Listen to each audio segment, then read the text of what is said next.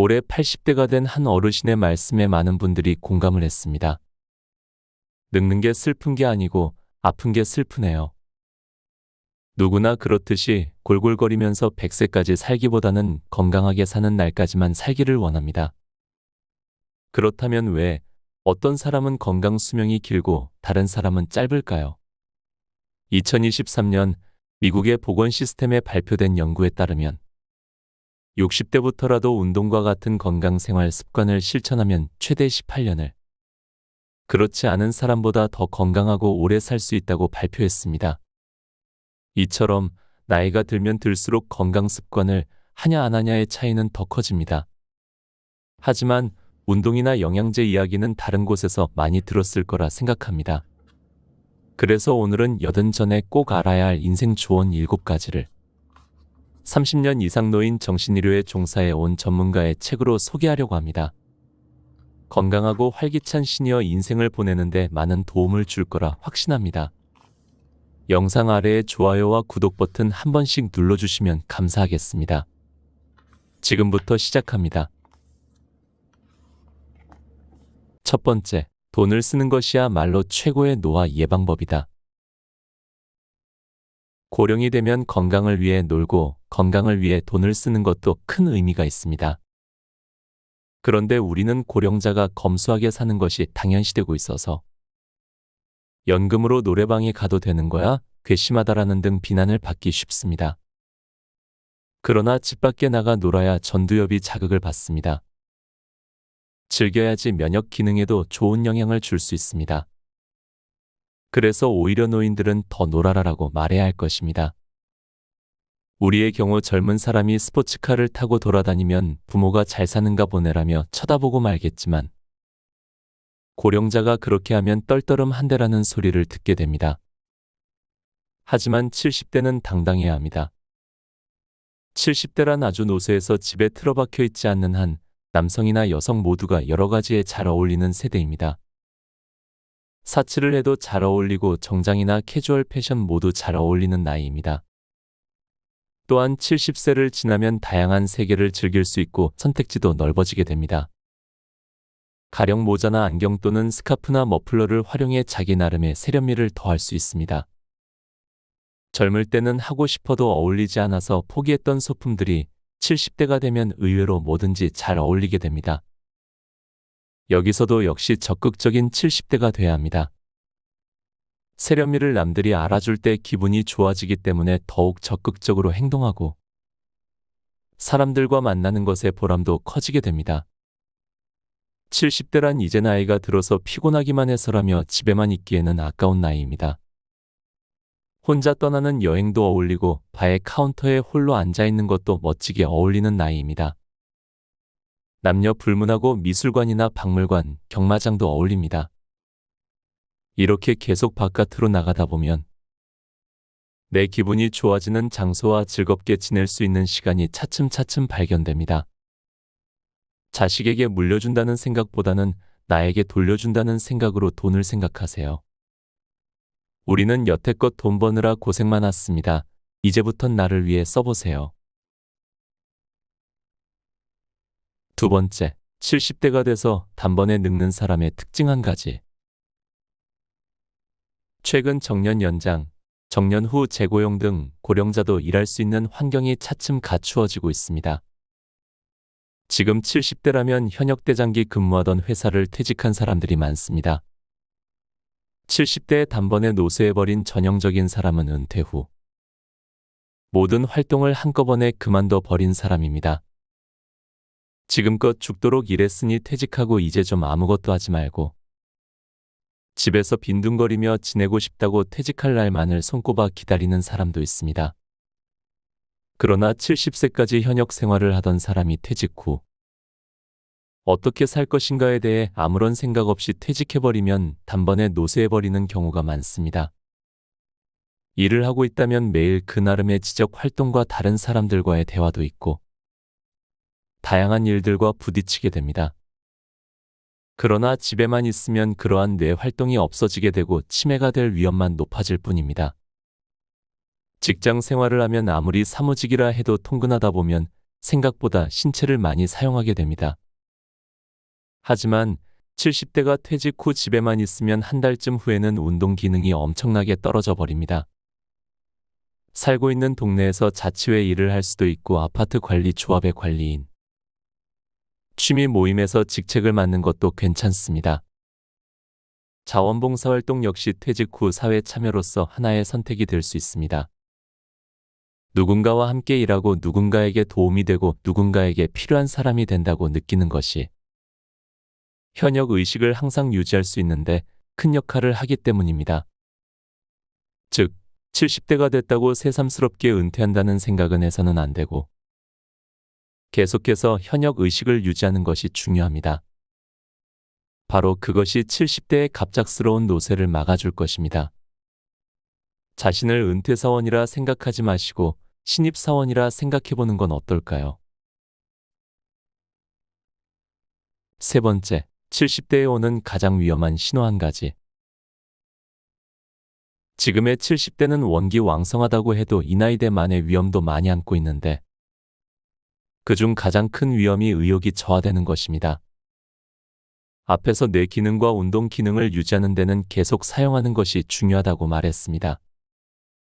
가령 40대, 50대가 아무것도 하지 않고 빈둥거리며 누워 지낸다고 해서 그 즉시 뇌 기능과 다리, 허리가 쇠퇴하진 않지만 70대가 그렇게 한다면 곧바로 노쇠해버립니다. 70대는 의욕적으로 신체를 움직이거나 두뇌를 사용하지 않으면 바로 요양 서비스 대상이 되어버리는 위험을 안고 있습니다. 이는 많은 고령자들이 알고 있는 점이기도 합니다. 하지만 실제로 계속 사용하는 것을 실천할 수 있는 사람은 그다지 많지는 않습니다. 왜냐하면 70대가 되면 머리로는 이해하고 있어도 의욕 저하가 진행되어 활동 수준이 떨어지기 때문입니다. 아무것도 하고 싶지 않고 흥미를 갖지 못해 사람 만나는 것도 꺼려지고 외출도 싫어하는 경향이 나타나게 됩니다. 사실 이런 의욕 저하야말로 노화의 가장 두려운 것입니다.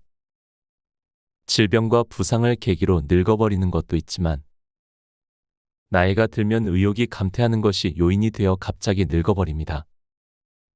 이러한 의욕 저하가 현저해지는 때가 바로 70대라고 할 수 있습니다. 즉, 80대에도 건강하게 지낼 수 있을지 없을지는 70대에 얼마나 의욕 저하를 막는가에 달려 있습니다. 가끔 길을 걷다 혼잣말로 힘이라고 외쳐보는 습관을 가져보는 건 어떨까요? 네 번째, 70대는 노화와 싸울 수 있는 최후의 기회다. 인생 100년 시대의 길고 긴 노화의 기간을 건강하게 보내기 위해서는 우선 뇌의 기능을 어떻게든 유지하는 것이 중요합니다. 아울러 70대에 가지고 있는 운동 기능을 80대 이후에도 오랫동안 유지하는 것도 필요합니다. 그러니까 70대를 어떻게 지내느냐가 그 열쇠가 됩니다. 70대 전반까지는 치매에 걸리거나 간호를 받는 사람들이 아직 10%가 안 됩니다. 다치거나 큰 병을 앓지 않는다면 50대, 60대 때처럼 웬만한 것은 다 할 수 있습니다. 인생 최종반의 활동기인 70대를 확고하게 의식적으로 보내야지 뇌와 몸이 젊음을 유지할 수 있고 나중에 요양 서비스를 받는 시기도 늦출 수 있습니다. 건강한 80대로 연착륙하기 위해 가장 중요한 시기라고 할 수 있습니다. 앞으로는 노화를 두 시기로 구분해서 생각할 필요가 있다고 저는 생각합니다. 즉, 70대를 노화와 싸우는 시기로 하고 80대 이후를 노화를 받아들이는 시기로 나누는 것입니다. 아무리 맞서봤자 노화를 받아들이지 않을 수 없는 시기가 80대 이후에 반드시 찾아옵니다. 그때가 와도 계속 젊게 살고 싶다고 싸워봤자 결국은 좌절감에 시달릴 뿐입니다. 85세를 지날 무렵부터는 누군가의 손을 빌려야 할 일들이 많아지고 그때야말로 있는 그대로 자신의 노화를 받아들여야 하는 시기라고 생각하면 됩니다. 그렇다고 80세가 넘게 늙어버린 자신에게 실망하거나 싫어할 필요는 없습니다. 오히려 큰 병으로 생명을 잃지 않고 사고를 당하는 일도 없이 천수를 완수해가는 도중에 늙음과 직면하고 있다고 생각하면 괜찮지 않을까요? 한편 70대에는 사람들이 보다 활기차고 아직 노화와 싸울 수 있는 시기라고 할 수 있습니다. 건강해지려고 노력하는 것은 70대에는 효과도 있고 의미도 크다고 생각합니다. 80대가 되더라도 건강한 상태를 오랫동안 지속할 수 있고 생활의 질도 유지하며 신체도 어느 정도 움직일 수 있고 정신 상태도 또렷하게 살고 싶다면 70대를 어떻게 보낼지 잘 생각해 봐야 합니다. 이때의 하루하루 노력이 80대 이후 삶의 본질을 크게 좌우하기 때문입니다. 인생은 내가 결정합니다. 노화도 내가 결정하는 것을 꼭 기억해야 합니다. 5번째, 다이어트보다 먹어도 살찌지 않는 체질을 되찾자. 중년, 고령 이후에는 체중이 증가하는 경향이 있어 먹는 것을 조절하여 다이어트를 하려는 사람이 많습니다. 그러나 지금까지 봐왔듯이 현실에서는 중년, 고령 이후의 몸에는 영양 부족이 오히려 나쁜 역할을 하고 있어서 부족한 것을 더해준다는 관점이 중요하다고 생각을 바꾸기를 바랍니다. 애당초 이 나이 때의 다이어트는 위험하기도 하지만 다음과 같은 3가지의 악순환까지 일어나게 됩니다. 첫째, 지방이 붙기 쉬운 몸이 된다. 다이어트를 하면 우리 몸은 그 반대로 지방을 저장하기 쉽게 바뀝니다. 식사 제한으로 영양 부족 상태가 되면 우리 몸은 적은 에너지라도 생명 유지를 위해 필요한 에너지 소비를 감소시키기 때문입니다. 사람에게 이런 기능이 있기에 산속에서 조난을 당하거나 바다에서 표류할 때도 살아 돌아오는 사람이 있는 것이죠. 그러나 다이어트를 해서 최소한의 칼로리를 최대한 흡수하는 체질이 되어버리면 칼로리가 조금만 초과해도 쉽게 리바운드해 버리게 됩니다. 즉, 지방이 붙기 쉬운 몸으로 자기 개조를 하는 셈입니다. 둘째, 식사 제한으로 필요한 영양소 섭취를 못한다. 식사 제한 때문에 전반적으로 다양한 영양소 섭취를 할 수 없게 되어버립니다. 단백질, 콜레스테롤, 지방 등 영양소들이 부족해지면 아마도 외견상으로는 살이 빠져 보일 것입니다. 그러나 피부 윤기가 나빠진다든지 흰머리가 늘어나고 모발량이 줄어들어 궁상맞은 꼴이 되기 쉽습니다. 그렇게 되면 오히려 더 늙어 보일 수도 있습니다. 셋째, 세포들의 상태가 나빠진다. 즉, 세포 단위에서 좋지 않은 일이 일어나기 시작합니다. 대부분의 생물은 해당계라는 사이클에 의해 당을 분해하여 에너지를 만들어냅니다. 물론 사람도 예외는 아닙니다. 이 사이클에서 얻어지는 물질을 산소를 사용해 대사시킴으로써 지방을 연소시키는 것이죠. 이 사이클을 지체시키지 않고 회전시키기 위해서는 여러 가지 효소, 보요소, 비타민들이 필요합니다. 음식을 먹지 않는 다이어트에서는 당연히 이들이 부족한 상태가 되기 때문에 도중에 제대로 작동하지 않는 부분이 나오게 되고 사이클의 회전도 나빠집니다. 6번째, 더 이상 친구와 비교하지 말자. 70대가 되면 해당 인구의 10%가 치매가 됩니다. 나머지 90%는 두뇌 기능에 문제가 없어서 건강한 사람과 그렇지 못한 사람 간의 차이가 이전에는 볼 수 없었을 정도로 확실히 구분할 수 있게 됩니다. 우울병에 관한 기술에서도 언급했지만 70대는 외관상으로나 사회적 지위 등 사람마다 자신을 둘러싼 상황들이 크게 다릅니다. 그렇기 때문에 뭐든지 저 친구에 비해 나는 하고 열등감을 느끼기 쉽고 사람에 따라서는 그것이 큰 짐이 되는 경우도 있습니다. 왜냐하면 70대에게 개인차를 인정한다는 것은 노화를 받아들인다라는 것과 같은 말이기 때문입니다. 이 세상에 같은 사람은 한 사람도 없고 모두가 서로 조금씩 다릅니다. 자신을 다른 사람과 비교하고 있는 한 그 고통으로부터 벗어날 수가 없습니다.